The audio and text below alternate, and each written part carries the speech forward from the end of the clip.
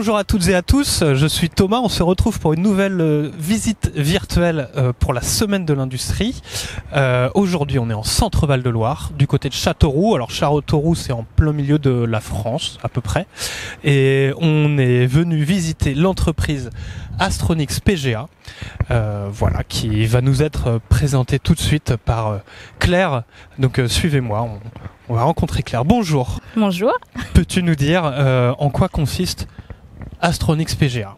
Alors, Astronix PGA, ça a été créé en 1989 par 3 ingénieurs.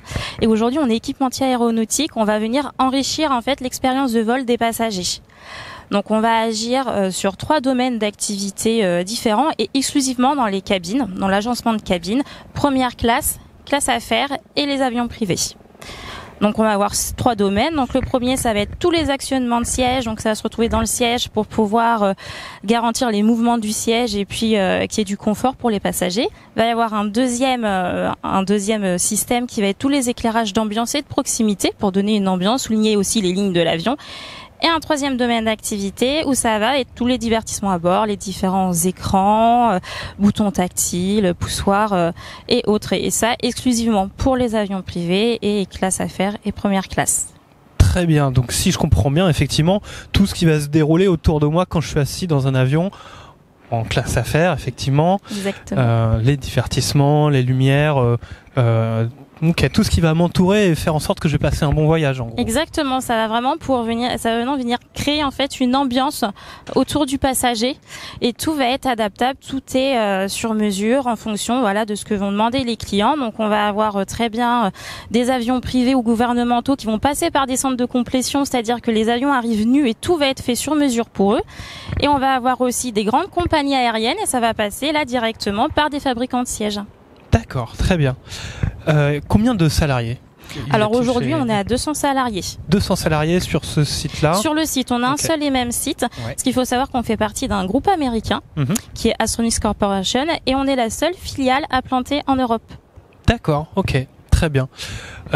Et toi, Claire, quel est ton métier exactement chez Astronix, s'il te plaît? Alors, je suis assistante de ressources humaines.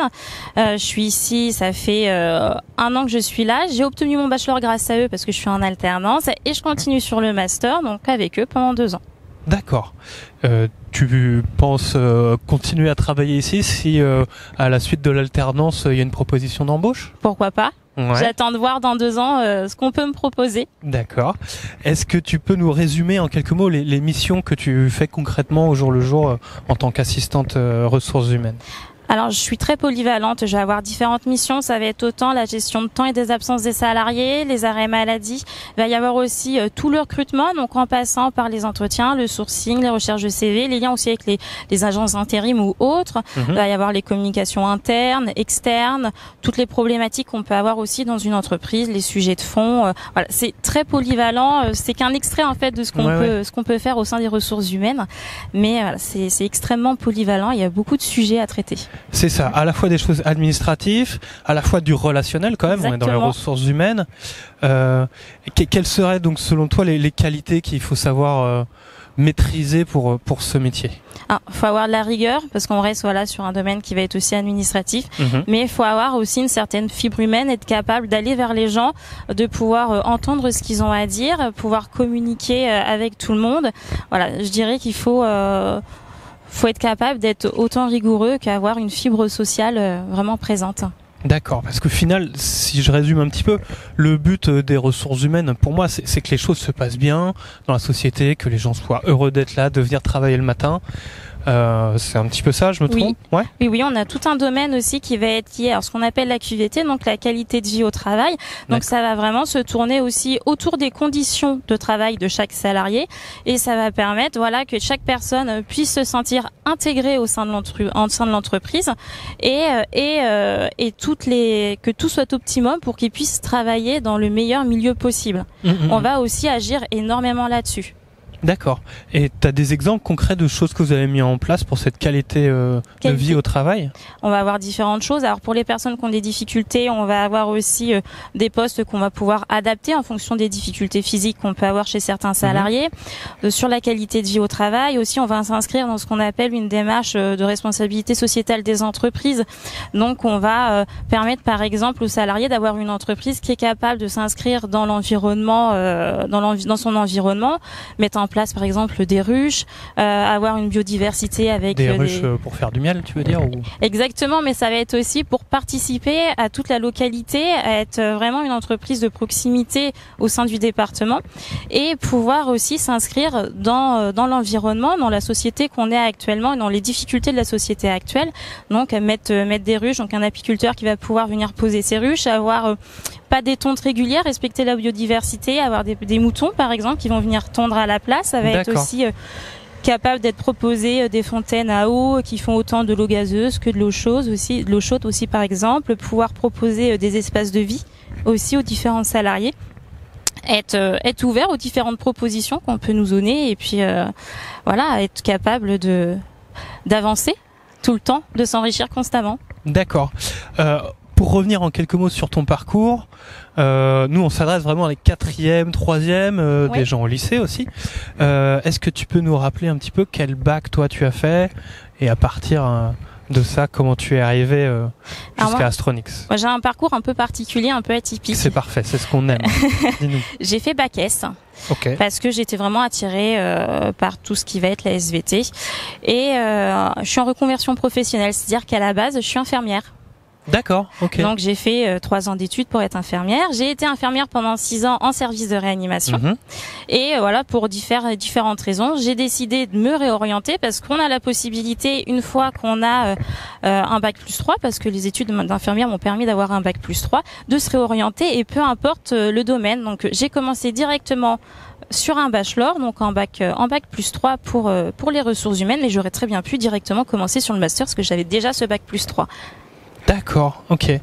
Eh ben écoute, c'est super intéressant. Ça montre à tout le monde qu'on peut faire plusieurs métiers dans sa vie et c'est vraiment de plus en plus le cas aujourd'hui. C'est peut-être quelque chose que tu constates toi de toute façon chez les salariés de l'entreprise, que les parcours varient. C'est vrai qu'on arrive dans un certain tournant où on a de plus en plus de personnes qui vont avoir différents parcours, différentes entreprises et puis qui vont être particulièrement polyvalents, qui vont des fois avoir fait plusieurs métiers, donc dont je fais partie, et qui vont avoir cette richesse à apporter après dans les prochains métiers, les prochaines entreprises dans lesquelles ils vont pouvoir rentrer. D'accord, donc pas de panique dans l'orientation. Vous pourrez choisir quelque chose et changer après, il n'y a pas de souci.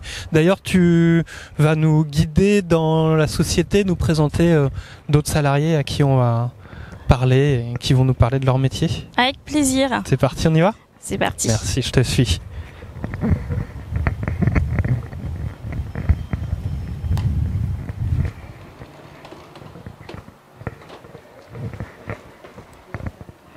Alors, je vais vous présenter Candice, qui est responsable programme et qui est chez nous depuis 1 mois. Bonjour Candice. Bonjour. Tu vas bien ? Oui, ça va. Peut-être qu'on peut s'installer. Je vois des fauteuils qui rappellent un peu le fuselage d'un avion. C'est un petit peu ça. Oui. Je me trompe pas. Moi, je fais pas partie de l'aéronautique. C'est toi désormais. Voilà. Est-ce que tu peux nous dire quel poste tu occupes chez Astronix ? Je suis responsable programme chez Astronix PGA depuis un peu plus d'1 mois. 1 mois, c'est tout neuf. Donc voilà, toute récente dans l'entreprise. D'accord. En quoi ça consiste, responsable programme ? De quel programme on parle en plus ? Alors on parle il y a différents types de programmes et donc du coup l'entreprise vend des produits pour les cabines d'avion, pour voilà tout ce qui est éclairage, actionneur de siège, tout ce qui est lighting. Ouais. Et donc du coup, c'est des programmes. Voilà, les clients viennent nous commander ces produits et donc, en tant que responsable de programme, je dois gérer voilà le bon déroulé du programme du début jusqu'à la fin, donc de l'appel d'offres jusqu'à la livraison chez le client. Ok, ça passe par des appels d'offres. Voilà. Donc ça signifie que, en fait, le client, il dit qu'il aimerait équiper tous ses avions. Voilà. Il y a, je sais pas, on va dire 100 ou 200 avions, plus, moins, peu importe. Et il lance une proposition de contrat, et ensuite toutes les entreprises qui peuvent répondent donc à cet appel d'offres. Voilà, c'est ça. Et donc du coup, si PGA remporte le contrat, on travaille avec ce client-là. D'accord. Pour donc, tout si je comprends bien, toi, ton travail, c'est de vérifier quels sont les appels d'offres qui sont lancés. Alors moi, je peux être amenée à participer aux appels d'offres avec les commerciaux, mais j'interviens plutôt après, lorsque le projet est remporté, pour D'accord. Voilà, mettre en place. Ok. Donc effectivement, c'est un processus assez long. Voilà, il y a aussi la gestion de la production à gérer. Donc lorsque les produits sont commandés par le client, je dois m'assurer du bon déroulé de la production des produits et gérer le planning pour rendre compte au client de l'avancement de son projet. D'accord. Une chef de projet, quoi, une gestionnaire de projet. Ça se rapproche un peu de ça, voilà. Ok. Donc effectivement, toi, tu récupères la commande qui va dire il faut qu'on équipe une centaine d'avions avec dedans, je sais pas, 20 ou 30, 50 sièges. Voilà. Où il faut mettre une petite lumière là avec tel petit bouton, le lecteur DVD, enfin pas DVD, mais le lecteur de film. Voilà, et puis des actionneurs pour que le siège puisse s'allonger, s'asseoir à la guise du passager. Donc ça veut dire effectivement que toi tu es en relation avec plein d'autres équipes au sein de la société. Oui, je travaille avec quasiment l'ensemble du personnel de la société, enfin l'ensemble des services. Ouais. Et également je suis en relation avec les clients tout au long du projet. Très bien. Et donc il faut savoir faire un petit peu de tout. C'est ça, t'es une pièce un peu centrale au sein de tout ça. Je suis un peu le point focal de tous les services. Il y a beaucoup de pression à un poste comme ça. Comment ça se passe ? Non, ça va. Ça va. Depuis un mois, tout se passe bien. Après, c'est ce qui me plaît aussi, donc du coup. Ok. Parce que effectivement, c'est des gros contrats. On parle de beaucoup d'argent, et donc j'imagine qu'il y a des délais à tenir. Voilà, c'est ça, il y a un planning à gérer et à tenir, oui. Ok, donc parfois il faut quand même que tu puisses dire là vous prenez du retard, faudra avancer plus vite, c'est ce genre de choses. Il faut savoir gérer les contraintes, les retards au niveau de la production, chercher les informations auprès du client lorsqu'on en a besoin aussi pour que. D'accord, tu fais vraiment l'intermédiaire. Voilà, super. C'est ça. Pourquoi l'aéronautique, Candice ? C'est une passion depuis toujours. Ouais. J'ai commencé dans le domaine du spatial. D'accord. Et je suis après arrivée dans l'aéronautique. Donc c'est vrai que c'est deux domaines qui me passionnent, et c'est pourquoi je cherche à rester dans ces domaines-là, voilà, pour mon métier. D'accord, très bien. C'est vraiment juste une passion, oui.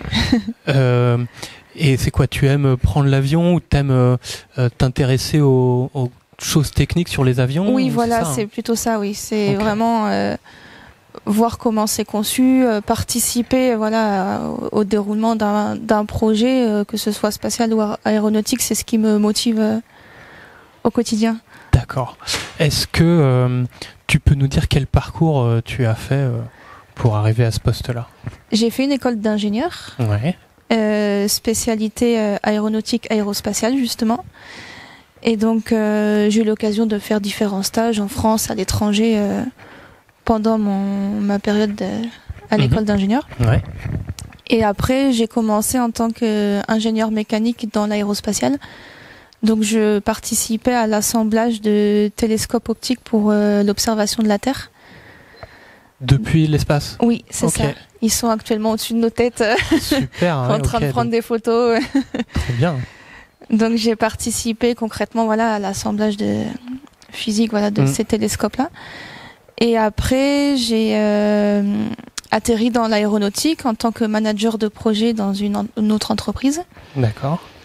Et pour ensuite arriver à PGA en tant que responsable programme dans l'aéronautique. Donc tu as fait pas mal d'entreprises, et j'imagine que tu as aussi pas mal bougé en France. Oui.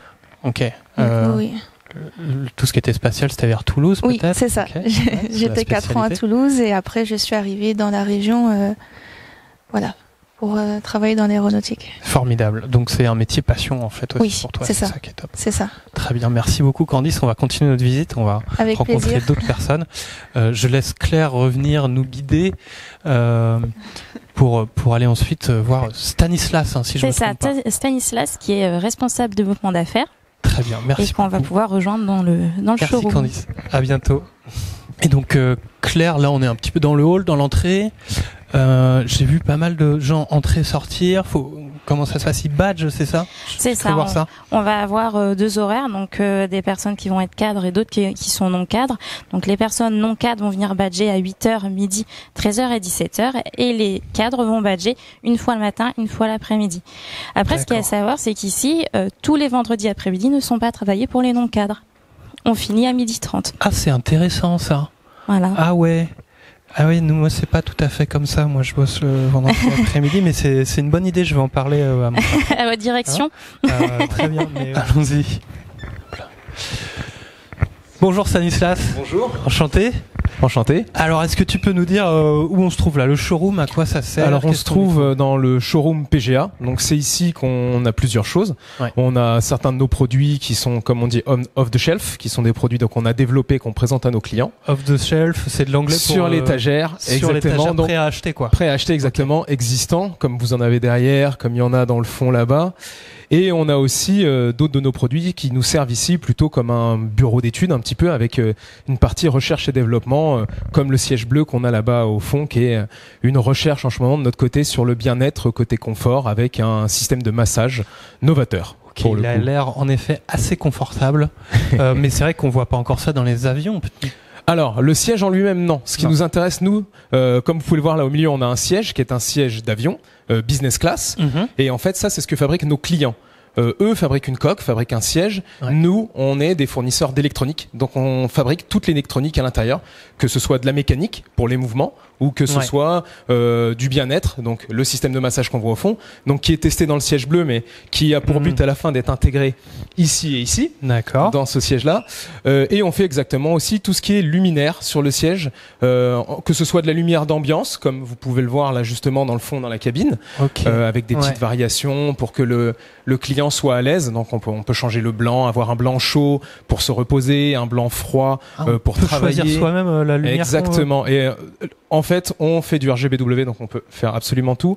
Et selon les souhaits de l'airline, des fois, nos clients demandent d'avoir leur couleur caractéristique. JetBlue, par exemple, demande d'avoir le bleu JetBlue, code couleur 00255, très précis. Et sinon, après, justement, on a des clients qui, eux, souhaitent avoir une lumière d'ambiance qu'ils peuvent adapter à leurs besoins. Donc, pour dîner, pour travailler, pour dormir, pour se reposer. Sachant qu'on travaille, nous, énormément là-dessus, sur la couleur et sur la luminothérapie. On est aidé, on travaille un peu là-dessus.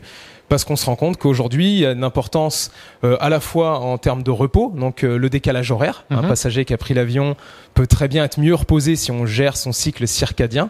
D'accord. Dans l'avion. Circadien, c'est le cycle du sommeil. Le cycle du sommeil, exactement. Donc il peut faire un Paris-New York, si on gère bien sa lumière, il peut, après un vol de jour, arriver moins fatigué ou un vol de nuit, etc.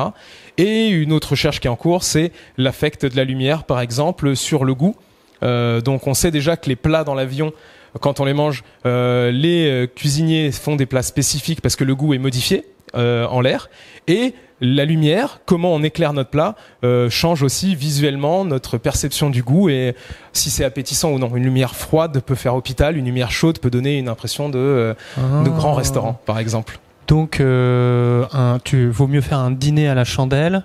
Exactement. Voilà. Exactement. D'une part, c'est romantique et en plus, c'est meilleur. Plutôt que des petits pois avec une lumière blanche très froide, très clair, qui donne l'impression de s'être cassé la jambe plus qu'autre chose. Formidable. Et merci du tuyau, très utile. Alors, quel est ton rôle toi au sein de Astronix? Alors moi j'ai un double rôle. Je suis responsable du développement commercial et de l'expérience client. Ok. Donc on s'en doutait un peu. On sent que ton speech est très rodé. C'est possible. Ouais. Okay. Donc le rôle principal c'est de vendre tout ce qui est ici, contacter les clients, faire des contacts, s'assurer que ça se passe bien avec eux, parce que nous on a des cycles de vente qui sont assez longs. On travaille pas une vente en B2C comme donc business to customer, comme on peut espérer, vente en direct aux personnes, où on propose un produit, on le vend, la personne s'en va, elle a son produit, elle est contente. Nous, on travaille avec des clients qui sont eux aussi des fournisseurs, donc en business to business. Et là, justement, on a des temps longs. Une vente peut se négocier sur 1 an pour voir le produit qui a été vendu sortir 1 an et demi, 2 ans après. Ok, donc ça fait en tout 3 ans et demi entre le moment où vous avez commandé quelque chose et le moment où des gens vont l'utiliser dans les avions. Exactement. Et c'est pour ça que la relation est très importante dans ce milieu.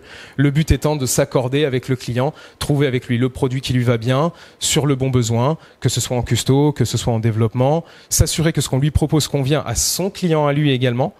Parce que lui répond à une attente et apporter des nouvelles idées. Donc potentiellement des fois on voit son client un objectif qui n'est pas forcément réaliste ou qui est une idée d'un designer qui va pas correspondre, et dans ce cas-là on essaye de faire des contre-propositions. Vous pensez pas que ce serait mieux d'eux?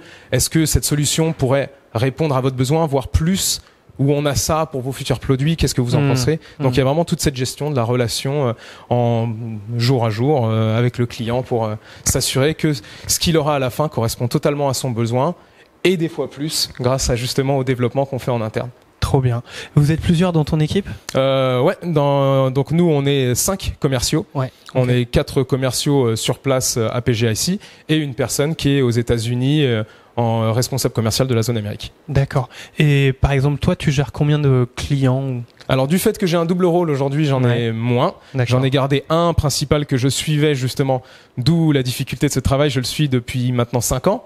Et en fait, on a eu notre premier contrat avec eux cette année. Donc on voit que c'est un travail de longue haleine pour y arriver. Et sinon après, j'ai du développement commercial sur certains prospects, justement à chercher des clients qu'on n'a pas encore, qu'on essaye de contacter pour faire des premières approches, pour leur présenter ce qu'on fait et voir si on peut travailler ensemble, s'il y a un intérêt gagnant sur cette partie-là. Prospection commerciale, c'est ouvrir l'annuaire et puis son téléphone, envoyer des mails. C'est peut-être une technique à l'ancienne. Ça, c'est un peu à l'ancienne. Aujourd'hui, on est plus sur un marché où le but, c'est vraiment d'identifier qui sont nos potentiels clients, sachant que nous, on est sur un marché de niche. Donc on a quand même très peu de clients potentiels. Un tout petit marché. C'est vraiment très spécifique. On fait pas des actionneurs voitures, on fait des actionneurs pour des sièges d'avion. Ça commence à être vraiment une toute petite niche. Donc tous nos clients sont identifiés et connus. Nous, ce qu'on regarde, c'est est-ce que des nouveaux acteurs vont arriver, quels sont les besoins qui vont arriver chez ces clients-là, pour essayer de développer soit le marché qu'on a avec eux, c'est-à-dire qu'on peut faire un petit chiffre d'affaires sur quelques projets, est-ce qu'on peut en faire plus, est-ce que ces nouveaux arrivants, on peut leur apporter notre aide et travailler avec eux sur un plus long terme. Donc c'est vraiment regarder plutôt les informations, les news, quels sont les avions qui ont été vendus, est-ce que s'assurer que les projets vont arriver, identifier quels sont les décideurs chez nos clients, les personnes qui ont du poids, pour pouvoir discuter avec eux et leur amener la bonne information dont ils ont besoin et les faire rêver en amont directement. Ok. Est-ce que tu peux nous dire en quelques mots ton parcours? Alors, mon parcours de base, j'ai ingénieur aéronautique et spatial. D'accord. Voilà. Je me suis rendu compte à la fin de mes études que c'était pas pour moi. J'avais plus besoin d'humain et d'échanges. Et du coup, j'ai quand même voulu conserver mon bagage technologique en m'orientant vers les commerciaux. Donc, j'ai fait un MBA. En négociation ingénierie des affaires internationales et je suis rentré directement chez PGA en tant que VIE au début, donc volontariat international en entreprise, qui est un contrat français spécifique, exclusif français, qui permet à des entreprises d'embaucher des jeunes en sortie d'école pour leur faire une mission à l'étranger. Donc moi, ça a été aux États-Unis pour PGA, mais ça peut être n'importe où, et non seulement en commercial, mais aussi en ingénieur, des fois en administration. Vraiment, tout est disponible. Très bien. Effectivement, on a rencontré Claire tout à l'heure qui nous disait qu'elle avait travaillé puis changé. Toi, tu as même changé au milieu de tes études. À la fin. J'ai quand même pris le diplôme. Il fallait aller au bout. Mais j'ai bien senti que c'était pas forcément pour moi et que ma force était dans la compréhension plutôt que dans le développement. J'ai apprécié apprendre, j'ai apprécié comprendre, trouver des solutions. Mais quand il fallait se mettre devant un ordinateur et faire du code, j'avais bien senti que j'allais pas faire ma vie là-dedans. Mais là, il fallait de l'humain. C'est un énorme atout pour toi d'avoir fait du coup aujourd'hui, parce que voilà, tout à fait. Mes interlocuteurs, la plupart de mes clients, quand on essaye de vendre, les questions, elles vont être techniques. Et commercial pur, sans la compréhension, c'est sûr, c'est plus difficile. Donc ça m'aide énormément aujourd'hui. Alors, est-ce que tu peux nous montrer un petit peu là, dans ce showroom, on a vraiment tout ce que vous produisez. Tu peux me faire une petite présentation rapide? Alors, tout à fait. Donc là, comme je montrais tout à l'heure, on a le siège qui est, lui, la formation de notre client. Et à l'intérieur, on a nos produits mécaniques et électroniques. Bon, alors imaginons que je sois un client. Ouais, tout à fait. On a le droit. C'est parti, je m'assois. Et puis là, il y a des boutons lounge. Allez, ouais, lounge. Exactement. Écoute. Voilà. Ah voilà, c'était. Oh. Problème de doigt. Ah, c'est ça. Et donc, qu'est-ce qui va se passer? Et on peut lâcher maintenant. Ça, je peux lâcher. Ça y va tout seul. Et là, c'est pour la sieste, ça, par exemple. C'est la position repos, exactement. Position repos. Puis là, j'ai des petits films.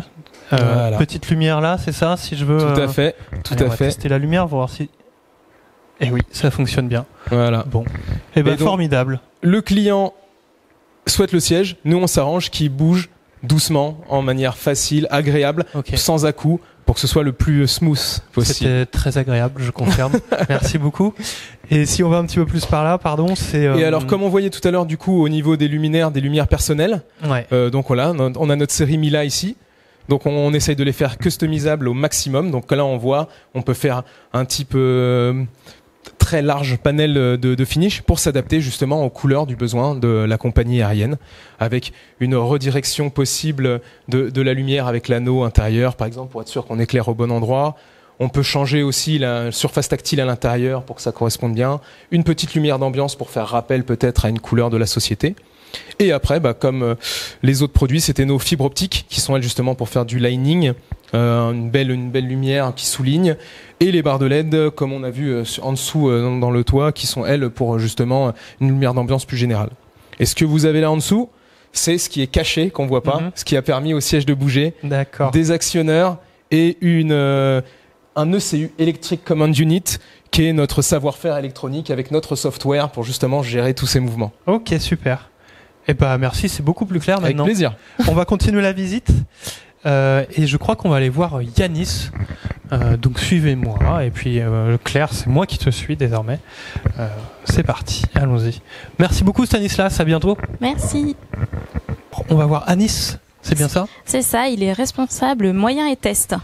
Responsable moyen et test, ok.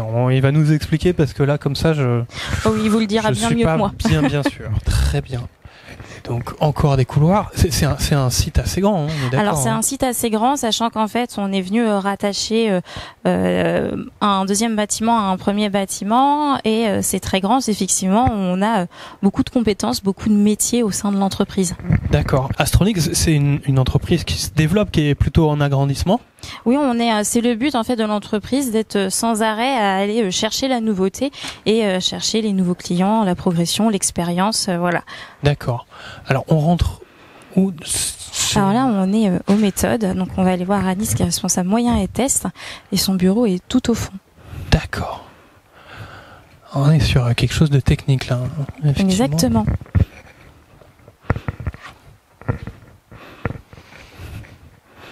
Bonjour Anis, je suppose. Très bien. Alors, c'est là que tu travailles donc? Exactement.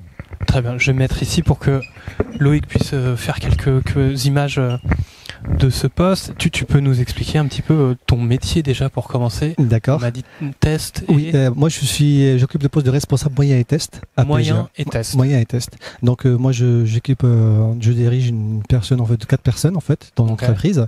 Donc on a plusieurs métiers. On a la partie conception des outillages, la conception des bandes tests et la fonction métrologie. Alors, mais moyen et test, ça veut dire quoi moyen? Moyen, en fait, c'est un équipement d'équipement de mesure. Donc, c'est un équipement qui va servir pour tester nos produits en fin de production. D'accord. Donc, tu travailles sur les équipements qui vont servir à faire des tests. Exactement. Et tu fais les tests. Exactement. Ouais. Bon, c'est très clair. Pour faire un petit sommaire, c'est exactement ça. Donc, rapidement, en fait, pour vous expliquer, c'est que nous, pour la partie test, on va faire la conception des bandes tests, donc la conception hardware et software, pour définir en fait la partie tout ce qui est schéma de câblage, schéma électronique, pour un bon test. Et puis derrière, on va commencer à faire une conception logicielle. On va définir des IHM, c'est des interfaces homme-machine, pour développer des applications qui vont servir l'opérateur à tester un produit, par exemple. D'accord. Ok, donc effectivement, dans ce que Astronix produit, il y a des lumières, on a vu, hein, oui. Tout ça, on nous a montré, mais tout ça est quand même un petit peu informatique. Exactement. Ouais. Et donc toi, tu travailles là-dedans pour tester un petit peu toutes ces choses-là. Ouais. et tu proposes des outils pour les tester. Exactement.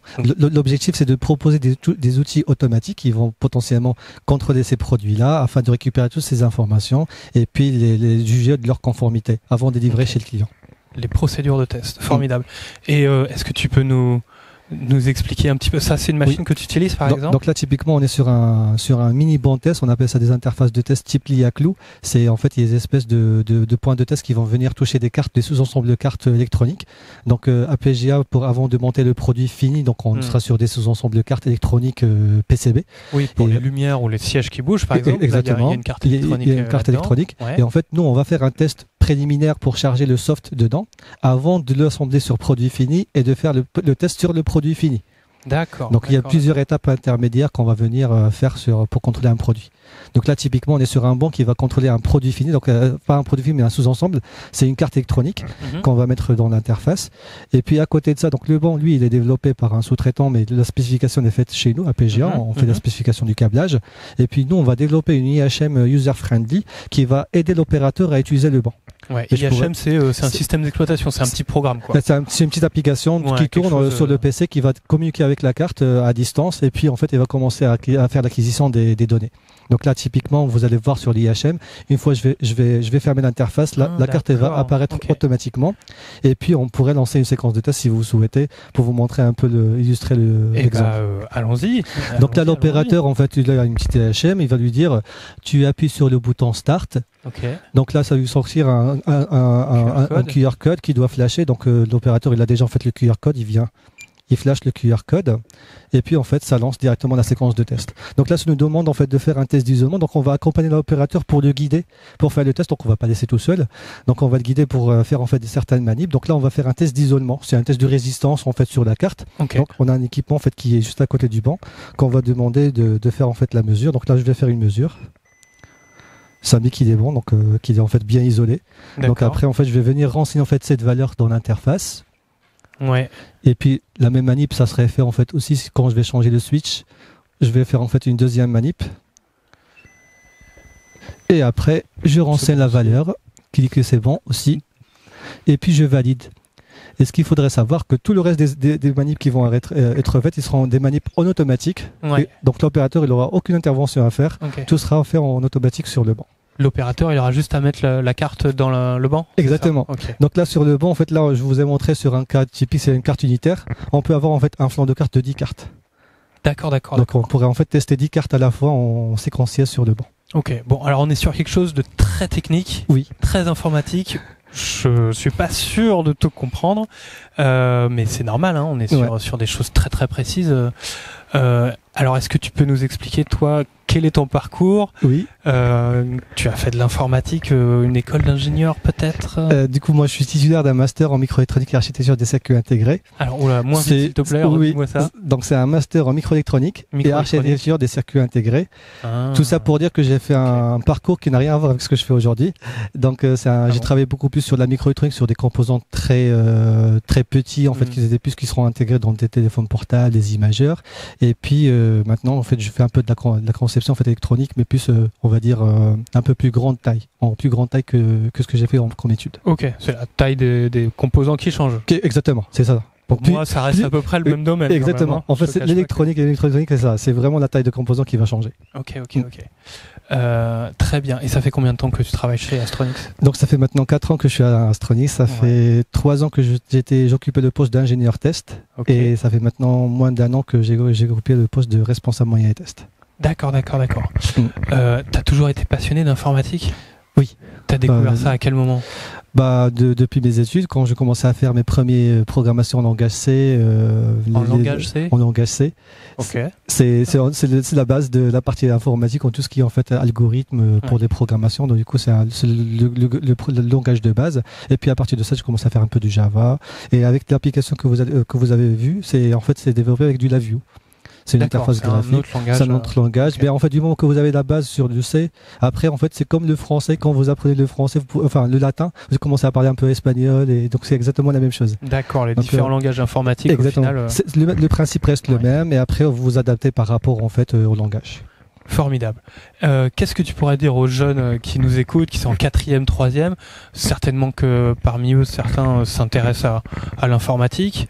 Est-ce que tu aurais des conseils? Bien sûr. Enfin, de toute façon, le conseil que j'ai, c'est que juste d'être curieux. Si vous aimez quelque chose, en fait, vous pouvez. Maintenant, l'information, elle existe sur Internet. Nous-mêmes, des fois, en fait, on se retrouve devant des problématiques et on trouve toujours des solutions, toujours en extérieur. On regarde et puis, à force de chercher, forcément, en fait, on s'améliore avec le temps.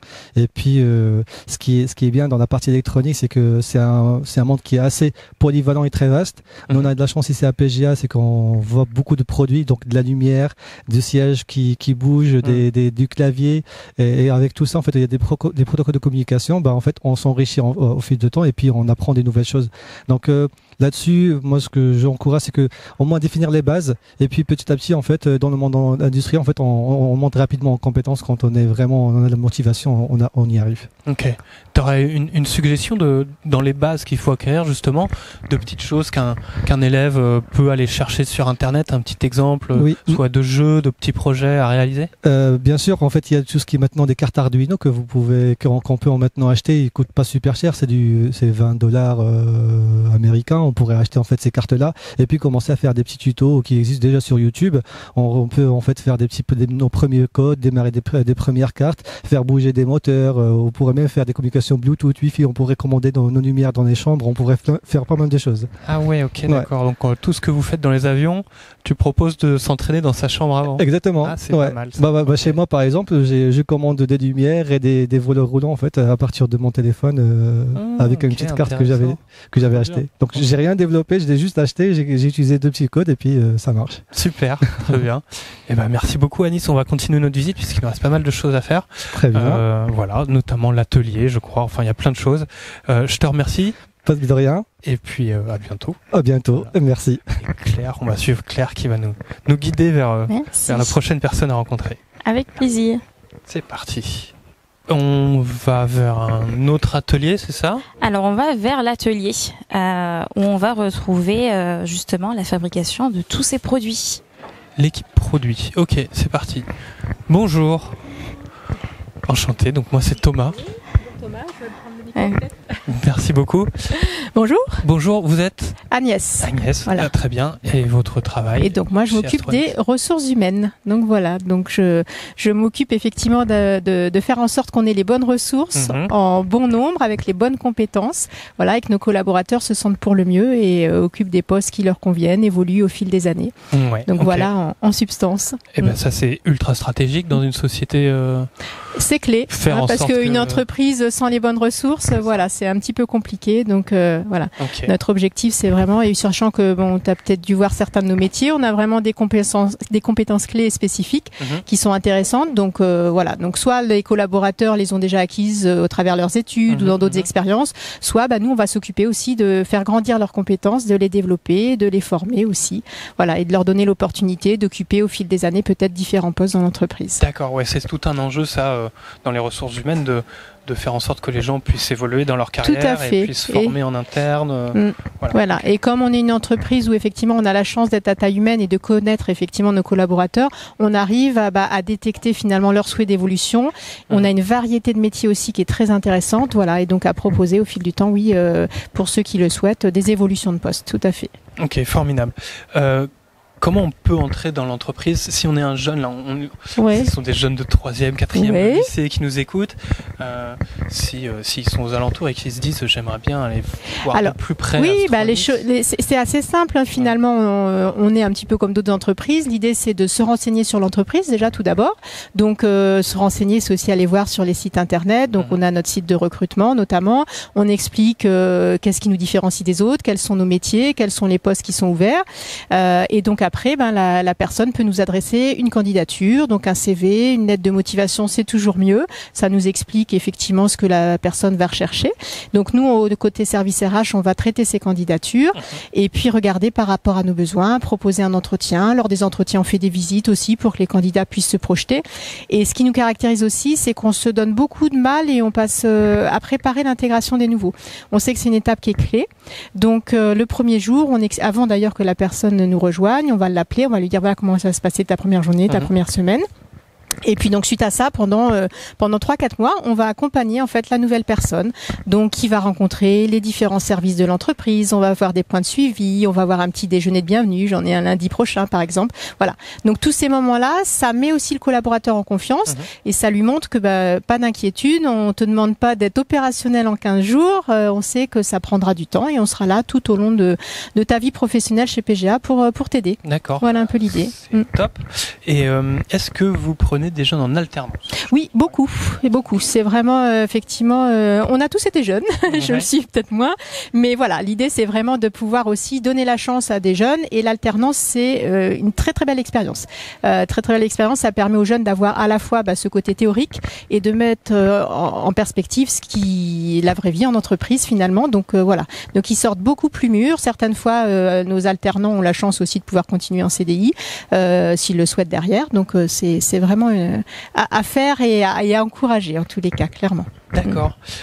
Alors, est-ce que tu peux nous dire où on se trouve là? Donc là, on se trouve dans un atelier qu'on appelle l'atelier électronique. Donc, on a du personnel effectivement qui prépare les produits. Donc, ça peut être des liseuses, des systèmes d'éclairage qui vont aller à l'intérieur des cabines d'avion en classe affaires, business class, pour donner effectivement une belle sensation lumineuse aux passagers. Donc, effectivement, on a aussi la fierté, je pense, dans notre entreprise de faire des produits qui sont beaux. On est sur une niche haut de gamme et donc on a des vrais savoir-faire, des compétences, des vraies expertises en fait. Donc là par exemple il faut aussi beaucoup de dextérité manuelle. C'est ce que je vois là, avec le fer à souder, ça me rappelle mes cours de techno un petit peu quand on commence finalement, à bosser, voilà. Et une petite soudure à l'étain évidemment. Très bien.